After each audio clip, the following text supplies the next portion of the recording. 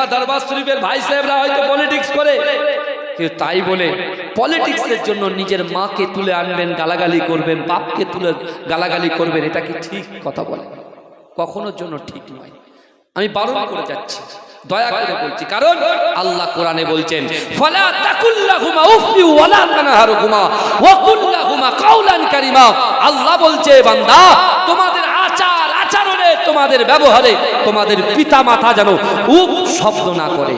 আমি রাকিবুল আজিজ বখতিয়ারি, আমি ধরে নেন জলসা করি, এখন জলসা করতে করতে আমার মুখ দিয়ে কোনো একটা বাজে জিনিস বেরিয়ে গেছে, সেটাকে একটা লোক সেটাকে কমেন্ট করে দিল, দিয়ে আমার মা এবং বাপ তুলে গালাগালি করলো। আর সেই কমেন্ট, সেই জিনিসগুলো যদি আমার মা বাপ শোনে, কষ্ট পাবে কি পাবে না? একটু কথা বলুন বাবা, কষ্ট পাবে কি পাবে না? কষ্ট পাবে। তাহলে খুব সাবধান, কবরের চিন্তা করে, কবরের চিন্তা করে, কারণ কবর হচ্ছে প্রথম মঞ্জিল। যে কবরে পার পেয়ে যাবে, যে কবরে ছাড় পেয়ে যাবে, সে আখিরাতেও ইনশাআল্লাহ ছাড় পেয়ে যাবে। জোরে বলুন না সুবহানাল্লাহ। এ জোরে বলা যাবে না। কিন্তু আমার ভাই জানেরা, এ নবী পাকের উম্মত উম্মতিরা, এ নবী দেওয়ানারা, আল্লাহর কোরআন বলছে বান্দা, ইয়া আইয়ুহাল্লাযীনা আমানুত্তাকুল্লাহ ওয়া কুনু মাআস সাদিকিন। এ যুবকেরা, আল্লাহর কোরআন বলছে বান্দা, ইয়া আইয়ুহাল্লাযীনা আমানু, হে আমার বিশ্বাসী ঈমানদার বান্দারা, ওয়াত্তাকুল্লাহ, আমি আল্লাহ, আমাকে ভয় করো। এ যুবকেরা, দুনিয়ায় যতই কঠিন পরিস্থিতি আসুক না কেন, ডোনাল্ড ট্রাম্প থেকে শুরু করে, এ যুবকেরা, এই বিশ্বের দরবারে যারা মুসলিম বিদ্বেষী মানুষগুলো, যারা মুসলমানদেরকে নিধন করার জন্য চক্রান্ত করে, তারা যতই ভয় ডর দেখাক না কেন, আমাদের অন্তরের ভিতরে, আমাদের কলিজার ভিতরে, আমাদের কলবের ভিতরে এই আয়াতখানা ভালো করে বসিয়ে নেন। না না না, আমরা ডোনাল্ড ট্রাম্পকে ভয় পাবো না, নরেন্দ্র দামোদর দাস মোদীকে ভয় পাবো না। যে আল্লাহ আমাদেরকে সৃষ্টি করেছে, যে আল্লাহ পাক দৈনন্দিন আমাদেরকে রিজিক দিয়েছে, অর্থ দিয়েছে, সম্পদ দিয়েছে, ইজ্জত দিয়েছে, যে আল্লাহ পাক রব্বুল আলামিন আমাদেরকে নিঃশ্বাস ছাড়ার এবং নিঃশ্বাস নেবার ব্যবস্থা করেছেন, কঠিন পরিস্থিতির মধ্য থেকেও আমাদেরকে আল্লাহকে ভয় করতে হবে। এ যুবকেরা, আপনি যদি আল্লাহকে ভয় করেন, দুনিয়ার জমিনে যত বড় বড়ই সমস্যা আসুক না কেন, এ যুবকেরা, এ নবী পাকের উম্মত উম্মতিরা, নমরুদকে যখন নাস্তা নাবুদ করা হয়েছিল, নমরুদকে যখন নবী ইব্রাহিম আলাইহিস সালাতু ওয়াস সালাম নিপীড়ন করতে শুরু করলো, নমরুদকে যখন হযরত ইব্রাহিম আলাইহিস সালাতু ওয়াস সালাম তার বিরুদ্ধে যখন তিনি ইসলামটাকে বৃদ্ধি করার জন্য তিনি যখন দুর্বার গতিতে এগিয়ে যায়, নমরুদ কিন্তু ইব্রাহিমকে আগুনের মধ্যে নিক্ষেপ করে। কিন্তু এই যুবকেরা ওই ইব্রাহিম আলাইহিস সালাতু ওয়াস সালাম আগুনে যেতে কোনো ভয় পেলেন না, তিনি আগুনকে ভয় করেন নাই। যে আল্লাহ আগুনকে সৃষ্টি করেছে, ওই আগুন যে সৃষ্টি করেছে সেই আল্লাহকেই ভয় করেছিল বলে আল্লাহ পাক নবী ইব্রাহিম আলাইহিস সালাতু ওয়াস সালামকে যখন আগুনের মধ্যে রাখা হলো, আমার আল্লাহ বলছে বান্দা, আহাসিবান নাসু আইয়ুতরাকু আইয়াকুলু আমান্না ওয়া হুম লা ইফতানুন। আমি আল্লাহ পরীক্ষা করব। ও যুবক, আমি আল্লাহ পরীক্ষা করব। ও নারী, আমি আল্লাহ পরীক্ষা করব। ও পুরুষ, আমি আল্লাহ পরীক্ষা করব। না না না, আল্লাহ নবীদেরকে পরীক্ষা করেছে, হযরত ইব্রাহিম আলাইহিস সালাতু ওয়াস সালামকে আল্লাহ যখন পরীক্ষা করেছে, নমরুদকে ভয় পায় না, আগুনকে ভয় পায়। আল্লাহ পাকের পরীক্ষায় ফার্স্ট ডিভিশনে পাস করে যখন আল্লাহ বুঝে নিলেন, জেনে নিলেন, আল্লাহ পাক ওই আগুনটাকে হুকুম করলেন, এই আগুন তুমি ইব্রাহিমের জন্য ফুলের বাগান হয়ে যাও। এই জোরে বলেন না, জোরে বলা যাবে না সুবহানাল্লাহ। হযরত ইব্রাহিম আলাইহিস সালাতু ওয়াস সালামের জন্য আগুনটা ফুলের বাগান হয়েছিল কি হয়নি? হ্যাঁ, তিনি তো নবী ছিলেন। সেই ইব্রাহিম আলাইহিস সালাতু ওয়াস সালাম তিনি কিন্তু আল্লাহকে ভয় পেয়েছিলেন, আল্লাহকে ভয় করেছিলেন, আল্লাহর উপরে তাওয়াক্কুল করেছিলেন। আজকে আমাদেরও আল্লাহর উপরে তাওয়াক্কুল থাকতে হবে, হারাম থেকে পরহেজ করতে হবে, হালাল তালাশ তালাশ করতে হবে, বড়দেরকে সম্মান করতে হবে, ছোটদেরকে স্নেহ করতে হবে। হুকুকুল্লাহ, আল্লাহর হক, হুকুকুল ইবাদ, বান্দার হক পঙ্খানুপুঙ্খভাবে আদায় করতে হবে। যদি করতে পারেন তাহলে বিশ্ব নবী রাসূলুল্লাহ কাল কিয়ামতের মাঠে আপনার জন্য সাফাত করবে। জোরে বলুন, জোরে বলবেন না সুবহানাল্লাহ? চিৎকার দিয়ে হবে না। দরুদ শরীফ আল্লাহুম্মা সাল্লি আলা,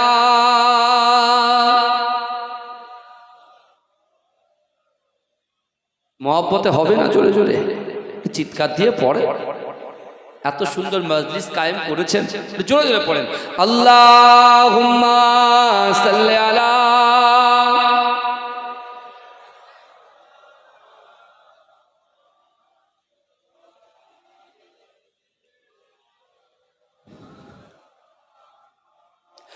এসেছো একা যাবে একা, কেউ তো সাথে যাবে না।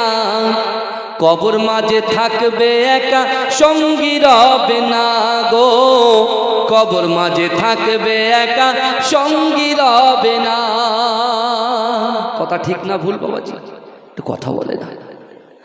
এসেছো একা যাবে একা, কেউ তো সাথে যাবে না।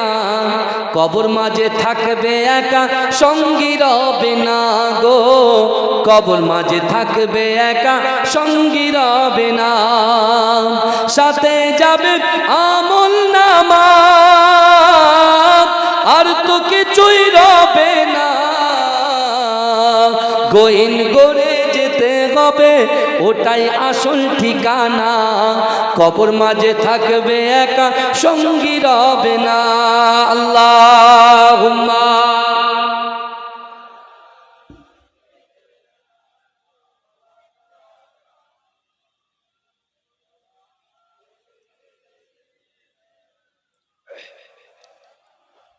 আমার বাবাজিরা ভাইরা, যে কথা আমি আপনাদের সঙ্গে বলছিলাম, তাহলে আমাকে আপনাকে আমাদিগকে রাসূলুল্লাহ সাফাত পেতে হলে প্রথম থেকে যে কথাগুলো আমি আপনাদের সম্মুখে বলে আসছি, এগুলোকে ঠিকঠাকভাবে আমলে পরিণত করতে হবে। যদি আপনি আমলে পরিণত করতে পারেন, অবশ্যই অবশ্যই আমার আপনার দ্বারায় যেসব জিনিসগুলো অসম্ভব, এই অসম্ভবকে আল্লাহ সম্ভব করে দেবে। জোরে বলুন না সুবহানাল্লাহ? এ জোরে বলা যাবে না, এ জোরে বলা যাবে না।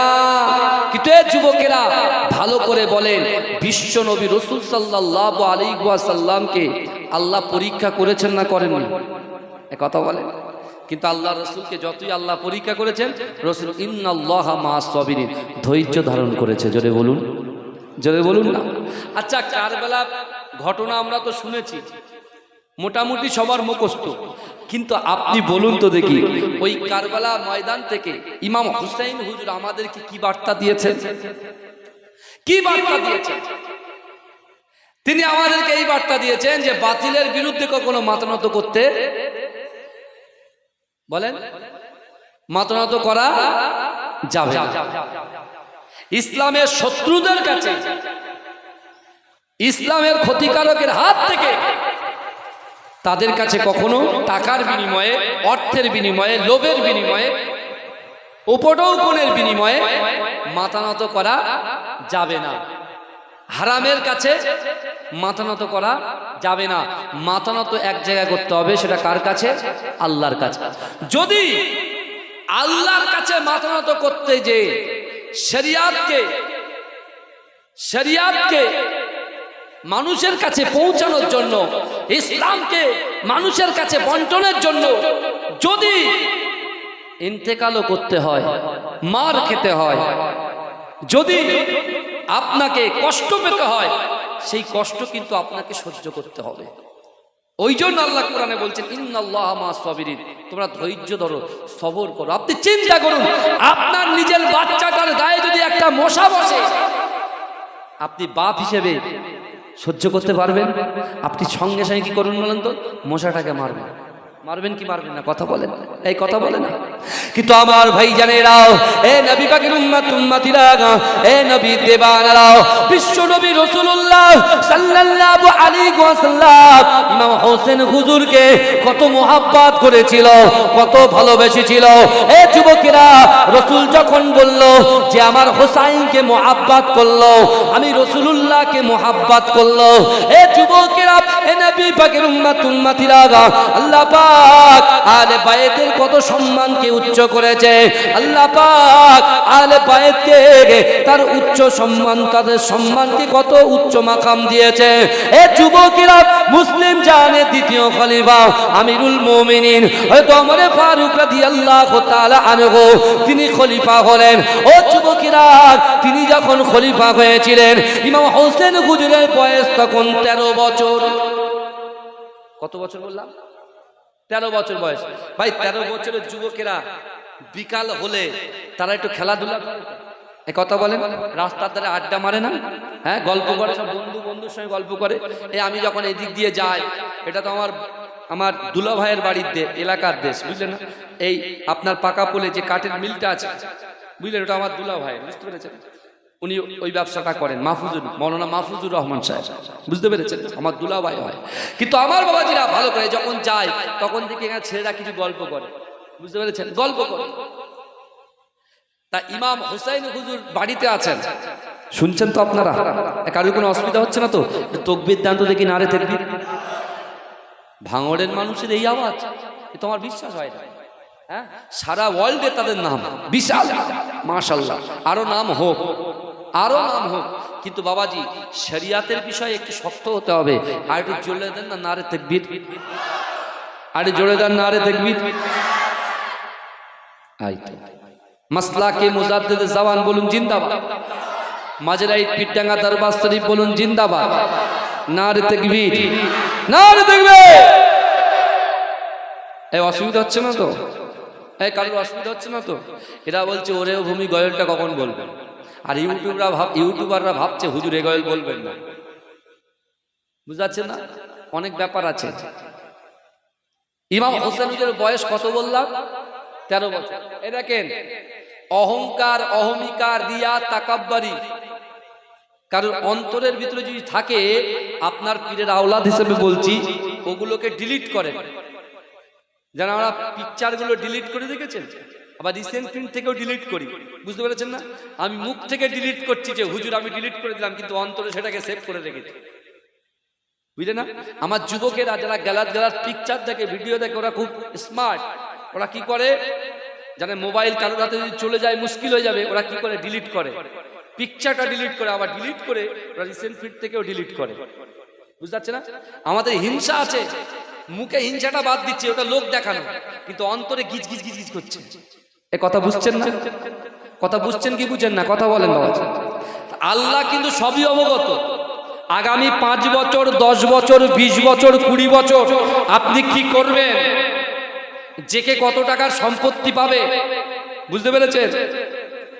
হক ফুরফুরা যে চ্যানেলওয়ালা, সে কত টাকার সম্পত্তি তার মালিক হবে, আল্লাহ সব জানে, বুঝাচ্ছে না? আমি রাকিবুল আজিজ কি করব, কোথায় পড়ে থাকবো, সবকে জানে, আল্লাহ জানে।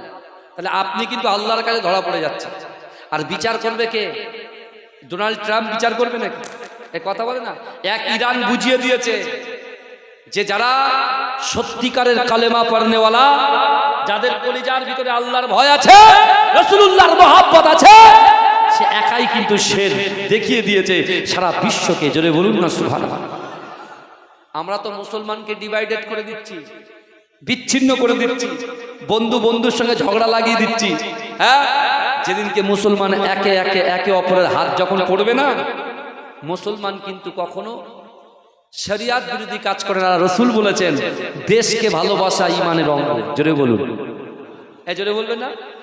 আমরা ভারতবর্ষকে ভালোবাসি। এই আজকে অন্য স্টেটে আমার বাংলার যুবকগুলো অক্লান্ত পরিশ্রম করে তাদের বাচ্চা ছেলেগুলোকে রেখে বিহার বলেন, উড়িষ্যা বলেন, আদার্স স্টেটে তারা গিয়ে কাজ করে, বুঝলেন না? পেটের জন্য কাজ করে। আর যারা অশুভ শক্তি বাংলা বলার জন্য তাদেরকে কি করে, ধরে লাঞ্ছিত করে, অপমান করে, মারধর করে, এমনকি হত্যাও করে।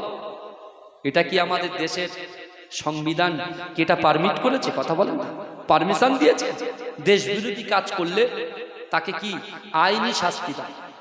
আইন নিজের হাতে তুলে নেবেন না, সবাইকে বলছে আইনকেও নিজের হাতে তুলে নেবেন না, আইনকে সম্মান করবেন, রেসপেক্ট করবেন।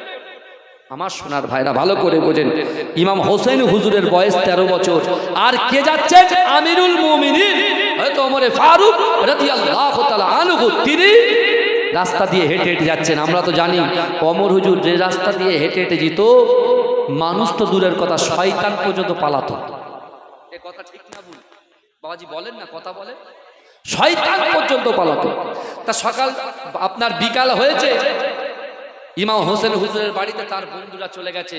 ওই ইমাম হোসেন চলো একটু ঘুরতে বেরোই, চলো একটু রাস্তার ধারে যাই।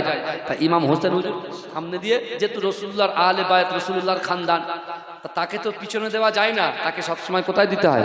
সামনে দিতে হয়। সামনে দিয়ে হেঁটে হেঁটে যাচ্ছে,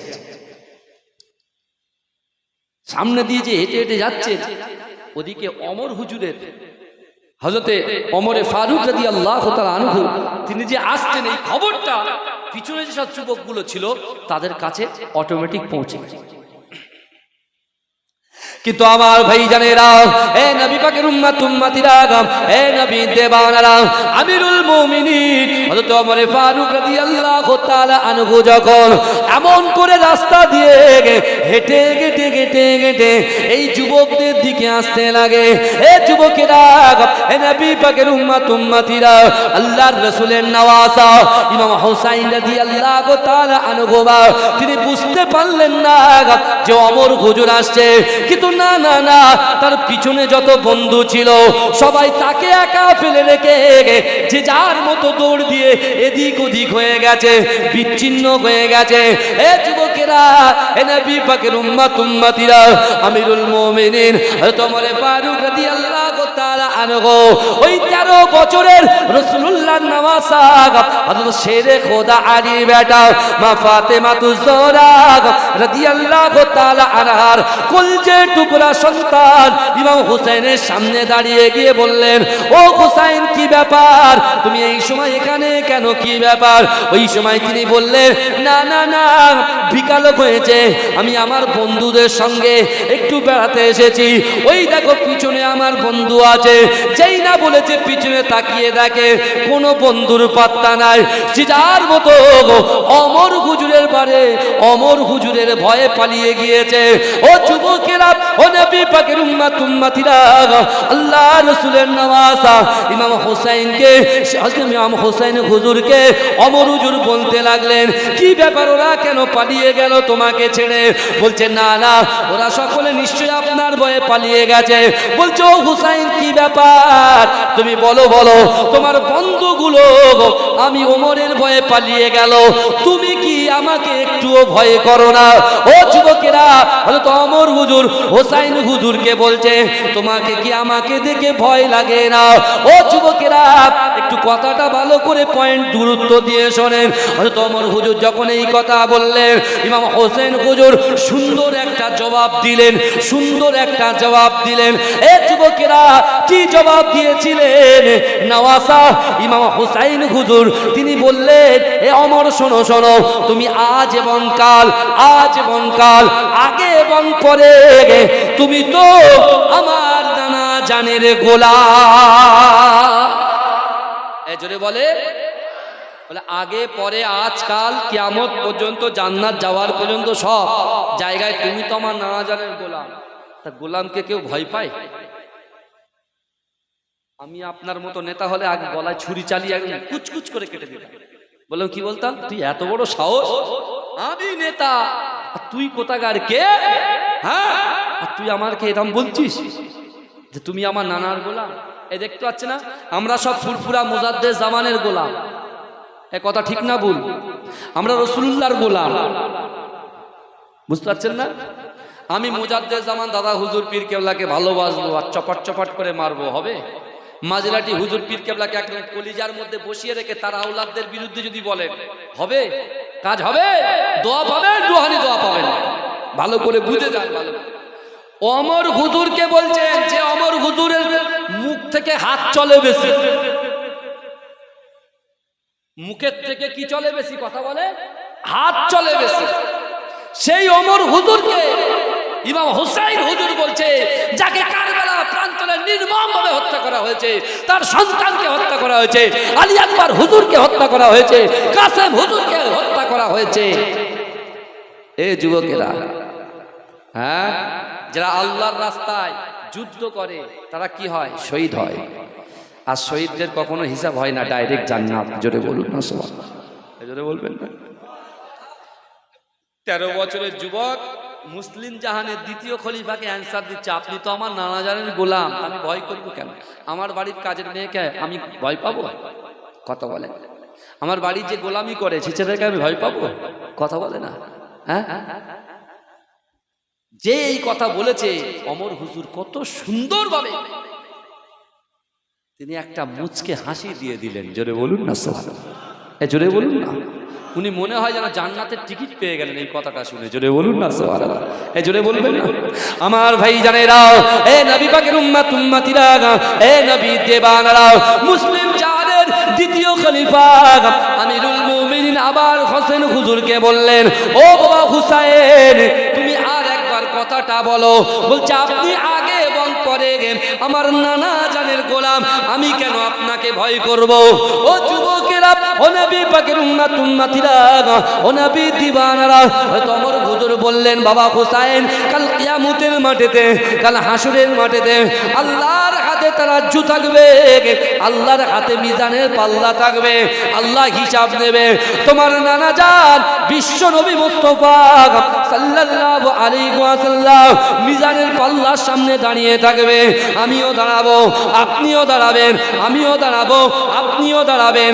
ওই কিয়ামতের মাঠেতে যে কথাটা মদিনার জমিনে আজকে আপনি বললেন, আল্লাহর সামনে শুধু একটা বার আপনি বলে দেবেন যে ওমর হচ্ছে আমার নানা জানের গোলাম। যদি বলে একবার আল্লাহর সামনে, রাসূলুল্লাহর সামনে বলে দেবেন, তাহলে আপনি যদি বলেন আপনি তো কারবালা প্রান্তরে শহীদ হবেন, আর আপনি আহলে বায়ত কখনো মিথ্যা কথা বলতে পারেন না। জোরে বলুন না সুবহানাল্লাহ। কিন্তু আমার বাবাজিরা একটু ভালো করে বোঝার চেষ্টা করেন, ওই কারবালা প্রান্তরে যখন ইমাম হোসেন হুজুরকে শহীদ করা হলো, ইমাম আলী আসগার হুজুরকে যখন শহীদ করা হলো, ও যুবকেরা, শহীদ করার পরেতে হোসেন হুজুরের মস্তক মোবারকটা এমন করে কুফার কাছে, কুফাতে ইবনে জিয়াদের কাছে পাঠানো হলো। ও যুবকেরা, ও নবী পাকের উম্মত উম্মতিরা, একটু ভালো করে বোঝার চেষ্টা করবেন। ইমাম হোসেন হুজুরের শের মোবারকটা ইবনে জিয়াদের কাছে যখন গেল, ও যুবকেরা, ইবনে জিয়াদ কি করেছে? তার হাতে একটা ছড়ি নিয়েছে। ওই ছড়িটা নিয়ে আমার বিশ্ব নবী রাসূলুল্লাহ সাল্লাল্লাহু আলাইহি ওয়াসাল্লাম যে হোসেন হুজুরের ঠোঁটে চুমা খেতেন, ওই ছড়ি নিয়ে হোসেন হুজুরের ঠোঁটে আঘাত করতে লাগলেন, দাঁতে আঘাত করতে লাগলেন, চাবানিতে আঘাত করতে লাগলেন, কপালে আঘাত করতে লাগলেন। ও যুবকেরা, ও নবী পাকের উম্মত উম্মতিরা, ওই মজলিসের ভিতরে আল্লাহর রাসূলের একজন বয়স্ক সাহাবা ছিল।